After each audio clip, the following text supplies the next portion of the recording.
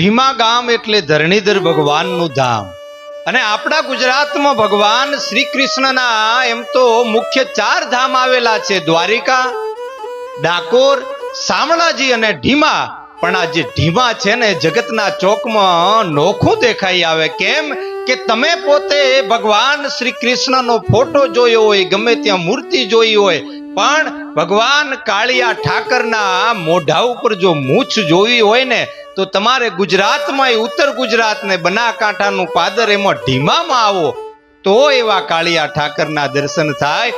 આ જે ઢીમા નગરી છે આમ તો પેલા વારાહપુરીના નામે ઓળખાતી ને અહીંયા ભગવાન વારાહનું ભવ્ય અને વિશાળ મંદિર આવેલું હતું। પણ 13મી સદીમાં એ અલાઉદ્દીન ખિલજી એ આપણા સનાતન ધર્મના હિન્દુ ધર્મના મંદિરો તોડતો જ્યારે આ ગુજરાત તરફ આવ્યો અને એમાંય ભગવાન વારાહના મંદિર ઉપર એની કુદ્રષ્ટિ પડી અને વારાહ મંદિરને તોડી મૂર્તિ ખંડિત કરી। સાહેબ એ જગ્યા ઉપર 125 વર્ષ સુધી માત્ર સિંહાસનની પૂજા થઈ હોય અને ત્યારબાદ એ ઢીમા ગામના જ રૂડાભાઈ પટેલ અને ગદાધરભાઈ એ બંનેના હસ્તે આખી કથા બહુ લાંબી છે।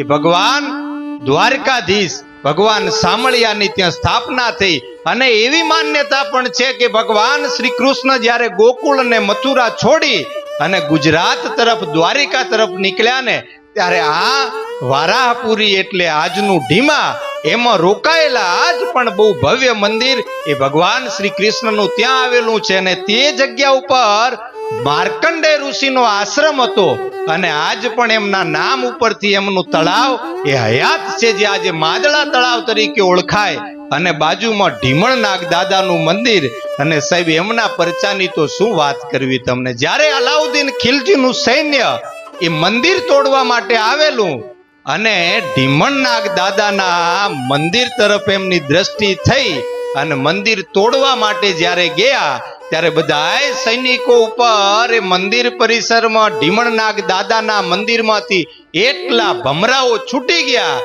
અને ભમરાઓના ઝેરી ડંખથી એ દૃષ્ટ અલાઉદ્દીન ખિલજીને પણ આ ઉત્તર ગુજરાતની ધરતીમાંથી ભાગવું પડ્યું હતું। સાહેબ એક એવી જગ્યા આપણા ગુજરાતના અંદર એ ધરણીધર ભગવાનનું મંદિર